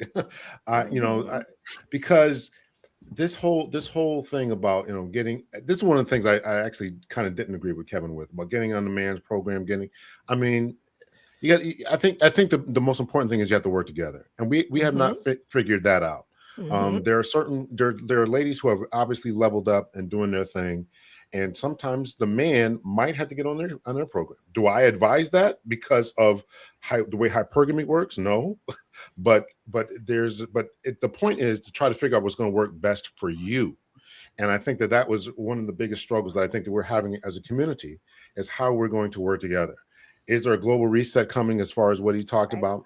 Could be. I just think we spend too much money on the military in this country, but that's a whole nother conversation. So I think the most important thing that we have to figure out is how we work together as a community. Because if this global reset comes and everything else that is forecast comes, we are going to be left behind. I mean, we all just saw Marco Rubio the other day talk about they want to recolonize the world again, or at least the global South. So we got to figure this thing out as a people. So that's my thought process. That's where I want to go with this. That's what my frame of thinking is, figuring out how we're going to work together and what that looks like. And that's got to come from a certain level of respect that ladies have to have towards us, and the respect that men have to have towards their ladies. Now, if you agree, and I do agree with traditional relationships and man being the head and this, that, and the other, but you got to figure out what's going to work best for you, and we got to figure out what's going to work best for us as a community. Because again, my background is law enforcement. Once ICE finishes what they're doing and all that, they're going to set their targets on somebody else, and I don't want that us to be. I don't want us to be the next target. So that's just kind of the way I think about it. So. Okay. Any other thoughts, Shakima, Damien? I second that. I love the theme of working together. Yeah. There's no, and it's kind of getting out of that mindset of us versus them. Right. When you want to couple, you're two sides of the same coin. You got to come together and be the same coin first.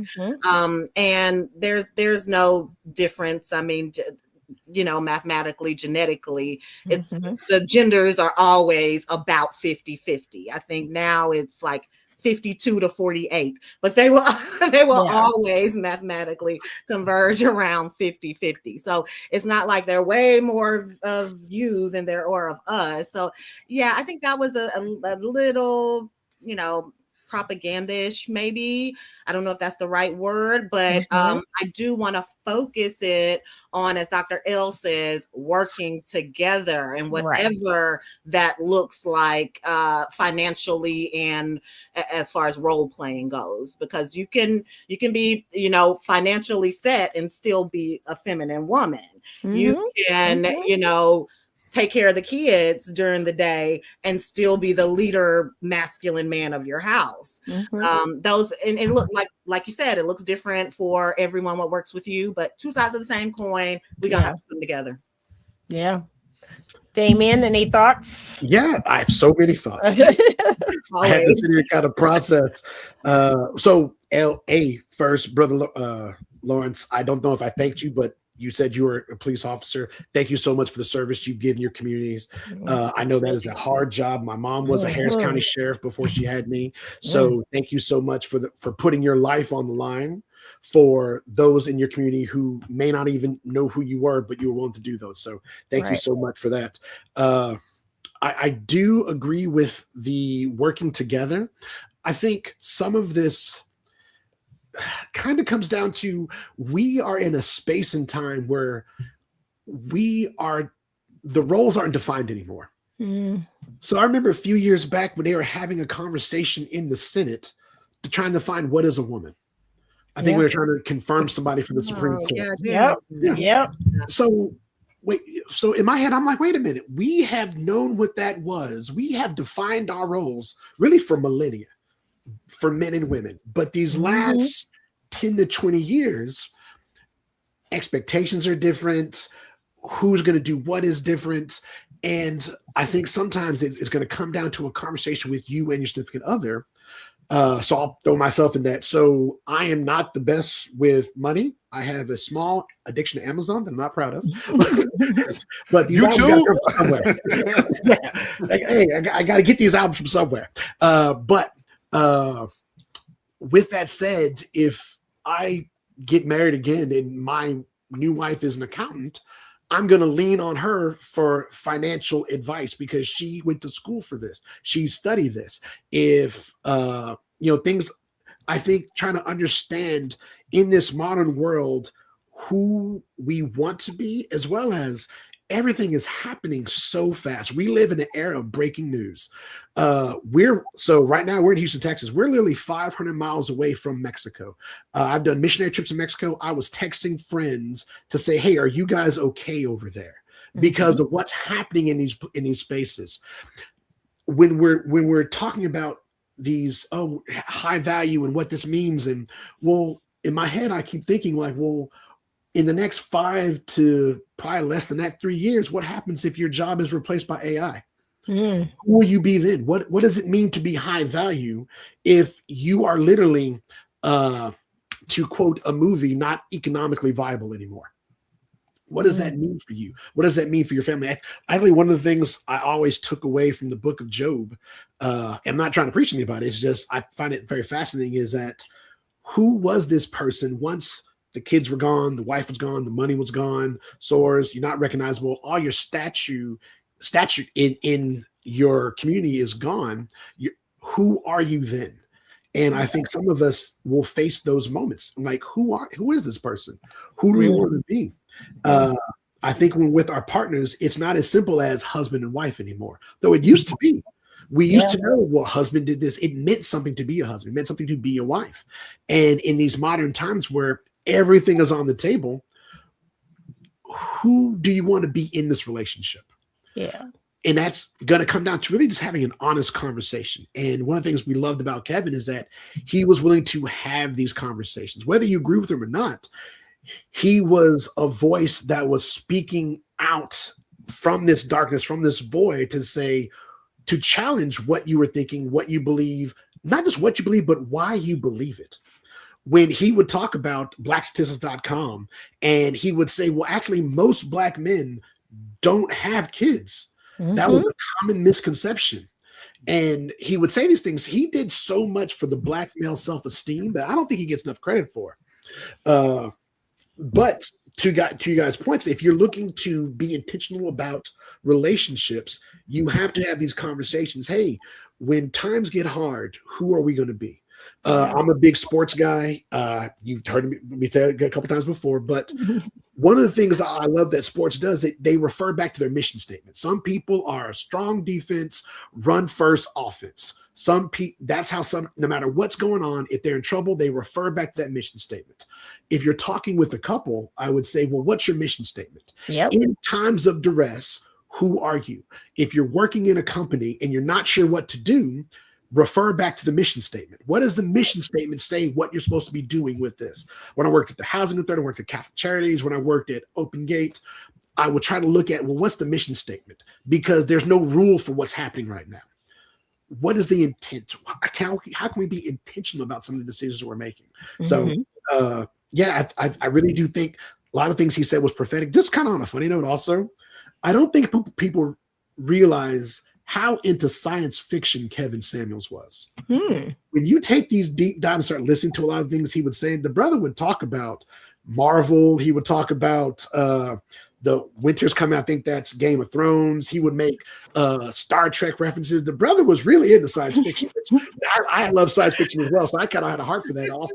So I got the references he was talking about.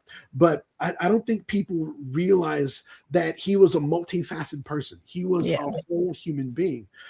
When we're playing clips, I don't know if we're giving justice to just how much he was saying about what's happening in our communities. Right.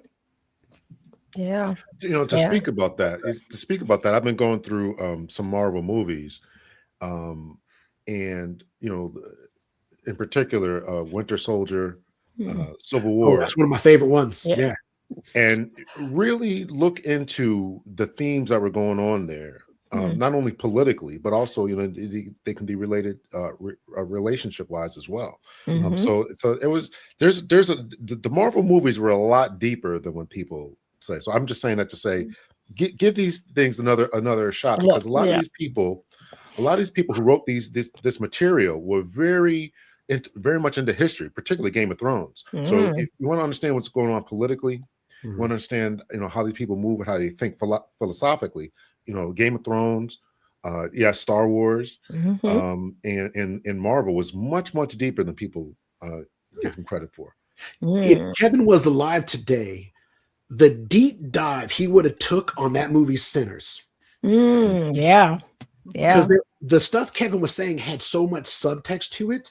I think he really would have enjoyed kind of breaking down what's what with that movie. And to your point, there's a lot of subtext that people kind of miss. When you talk about movies like that, they think it was just maybe a horror movie, but there is so much about inviting evil into your life, letting evil in the front door that people, I think, missed.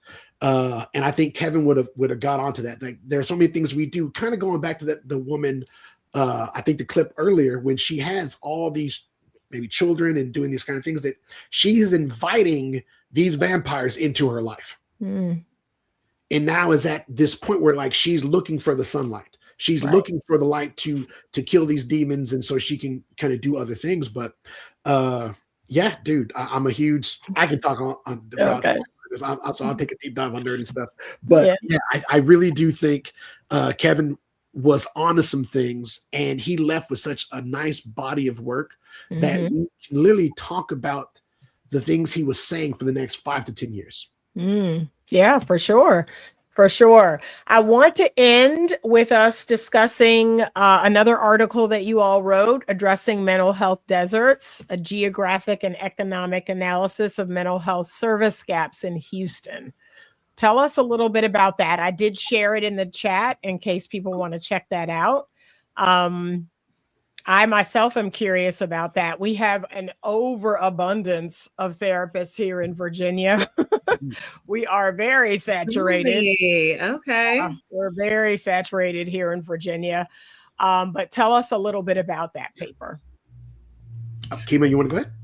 Okay, so that paper was a focus on the Houston area, Houston zip codes.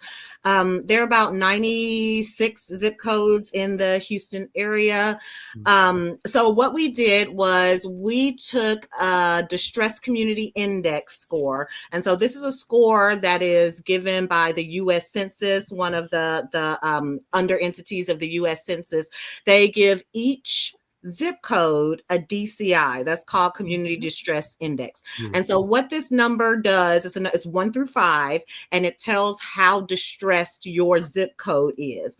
And now when I say distressed, I mean lower SES, a measure of SES, measure of, economic growth, employment, different businesses in the area. So all this is factored into this 1 through 5 score. And so 1 through 5, you have distressed, that would be the bottom tier, distressed, at risk, mid-tier, comfortable, and then prosperous. Yeah. So those are your 5 categories. So we looked at all the zip codes, DCI, and where they fell in these categories, and we matched that to a list of registered licensed mental health professionals that were in their zip codes. And so when we put these 2 data sets together, we realized that statistically speaking, there are less mental health professionals available the more the distress of the neighborhood is. And so basically what it means is that our most vulnerable communities, we're talking historic Fifth Ward, Sunnyside, Acres Homes, these different places that we know have high concentrations of Black and brown people and lower economic development. They have much less, significantly less, scientifically less access to mental health professionals in their area. And so that's a problem, because we don't want mental health to be predicated on where you live, is really the bottom line. That's how the health disparity, the mental health disparities keep getting perpetuated. It's not about individual behavior. Well, just go to the doctor. Well, these are people in communities that can't just drive 30 minutes across town, or we're in Houston, so we're talking 45 to an hour across town. You can't just do that it doesn't fit your lifestyle, and it's not your fault. The environment, public health, mental health as a field has to take some responsibility for this, because what are we doing it for if not people live healthier, mentally healthier lives? Damien? Yeah. So what we did, we looked at the model of food deserts, because that's a phrase that people have heard of before. And we were looking for that overlap to see, well, the same factors that create food deserts, is that happening in areas where there may or may not be a need for mental health? And for those very same reasons, it was turning out to be true. A lot of it is socioeconomic disinvestment.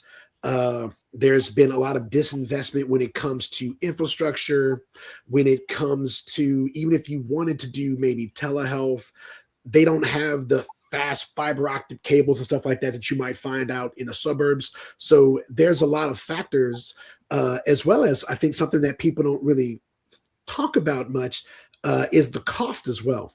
So a lot of therapists now aren't even taking insurance, at least in our neck of the woods where we're at. And when you are looking at trying to get mental health services, a lot of folk can't afford $150 every week to talk to a counselor for 45 minutes to an hour. So that is a large chunk of money that's coming out of people's pockets. And to Kima's point as well, in Houston, where we're at, there is a bus system, but there's not a rail. It's not like the undergrounds you have in New York or DC, even the rail that's in Chicago, where it goes all over town. In Houston, if anyone moved to Houston, the first thing I would say is you need a car. Invest in your car, because you are going to be on the road more times than you think you will be.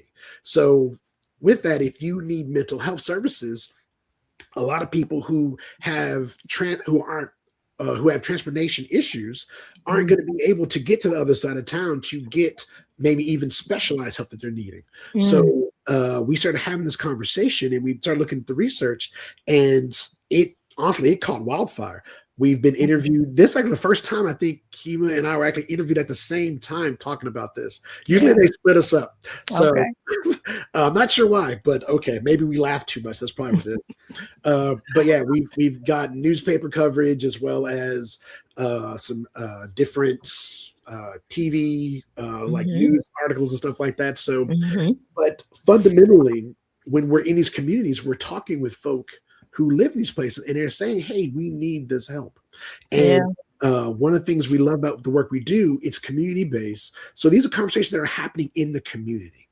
All the work we try to do is things that are people in the community are talking about. So we really do work at a bottoms-up approach when it comes to the things we're looking to explore, at least the projects we get to do with each other. And is one more paper that is free to access. It wasn't free for us to publish, but it was free to access, and people can download it, look at it, and there are templates you can use in that, so you can look in your own city to see if there's some mental health inequities there as well. Thank you so much. Well, here, I don't know about you all. So last year, or maybe it was the year before, I did go to Houston. I went there for 5 days because I was traveling to a bunch of different cities to try to determine where I wanted to relocate. And that was the first thing I recognized about Houston, is how spread out it is. Yes. And how you needed a car. I was like, yeah, no. And there was no rail. Yeah, I thought all of those things y'all just mentioned. I was like, oh wow, no, thank you. Way spread, all right. Yeah. And I'm not a Houston native, and I fell in love with the city and stayed. But yeah, that is my one gripe. It's so, like, for me to visit Damien is literally a 40-minute drive, and from where I'm from, that's 2 cities. You know, I could have went to a couple cities away. So yeah. And we just wanted to put a cherry on. We wanted to put a name to what this is. Policymakers won't pay attention unless they have the actual data. We kind of knew that we might see this, and people always ask, well, were you surprised at the result? A lot of Houstonians ask, were you surprised at the results? Because a lot of them were very surprised at the results. Well, us being in the field, being in community work, we were kind of like, oh, we're on to something, but it wasn't a surprise that the disadvantaged communities have less access to mental health.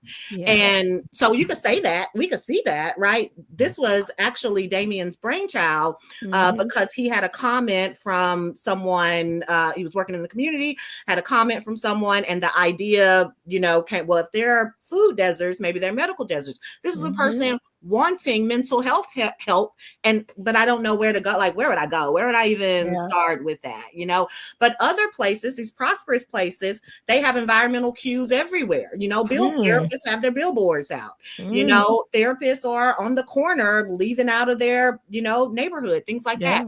We want the same for the less advantaged communities. They should have. That's an advantage that we're all paying for in taxes. Public health is public for a reason, you know? So we need some of those policymakers and you know, federal funds to go toward mental health for those who need it. And so in some cases need it most, because they're going through stressors, right? Exactly. Constantly. And that's not good on the body. That's not good on the mental health, and it starts to wear down the organs. And you wonder why we have problems with hypertension, cholesterol, smoking, self-medicating, these things. These are not all individuals' faults. As a matter of fact, research shows that 20% of your health is in your control. So that's the 80%. It's environmental influences and other political, socio-economical, and psychosocial factors. So we're excited about the mental health deserts because we want mental health for all. For sure. What's great with Kima, when we work together, I can literally just hum a melody and she will turn into a song. And that really is her power. That is her gift. So I might have fractions of an idea. I'm thinking about some things, but she'll literally set out and like, here's how we structure this. Here's what we do. Here's how we're going to get some results. Here's how we structure this whole experiment. And we're just really just the things that we love about when we talk to students about science. It really comes down to that first thing, which is observation. Right. That's how all science starts. And what are you observing in your surroundings? And that's really our whole conversation has been is here's what we're seeing. Are you seeing this too? Yeah. No, I agree. Dr. L. Lawrence, do you have any final thoughts? I'm going to thank our guests for joining us tonight. I appreciate all of your expertise and your comments and your commentary, Dr. Lawrence. She just can't stop calling me doctor. She just call you Lawrence. Y'all earned these degrees, okay? Y'all earned them. Like, come on. So I definitely appreciate you guys coming on. It was a great conversation. I'd like to continue it on another point. There are a couple of questions I had that we'll get to another time, but I definitely would like to have you guys on, either come back to Anita's or come onto my platform. There's so much we could talk about. Let me just go over the numbers here for this, for the poll here. We had 188 votes. Thank you all, everyone who voted. And 74% said Kevin was the hero. 2% said he was the villain, and 24% said neither. So it was overwhelmingly positive about that. And if you have not hit the like button, make sure you do so. I had a couple of people on my side who gave some money, so I want to thank AJC for the $5, Michael Malice for the $5, Landon Dallas $5, Rising Phoenix $20. And Library Card holds $10. I think that was it. No, Landon Dallas gave another $5. Yeah. Library Card with another 10, and Ghost Illmatic with another 5. So I appreciate everyone who supported the channel. It's definitely going to buy me some smoothies. I appreciate that. Some smoothies and some salads. Okay. Can I make a quick comment on the hero? I will say Kevin Samuels, I would paint him as an anti-hero. He is not that Luke Skywalker type. He is that Wolverine type. I'm mixing franchises, but these are names that people know. He is not that, the Dudley Do-Right hero archetype. He is the anti-hero that we need in times like these. Yeah. But thank you so much. I appreciate you all. I appreciate everyone who tuned in, especially towards the beginning. We had almost 200 people here. If you are watching the replay, please like this video, consider sharing this video, and comment about all of the things that you heard and saw. That is how we stay relevant in the algorithm, as we well know. So your engagement makes all the difference. I appreciate you all so much.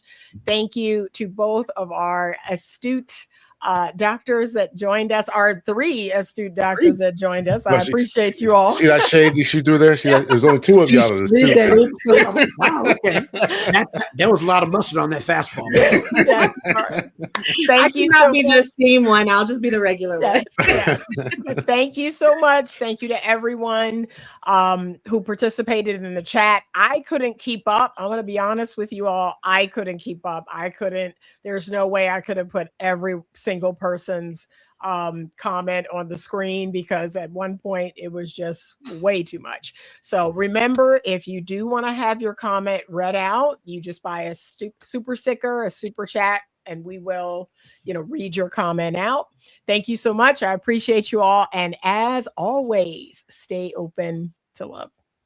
Thank you for having us. Bye, guys. God bless you guys.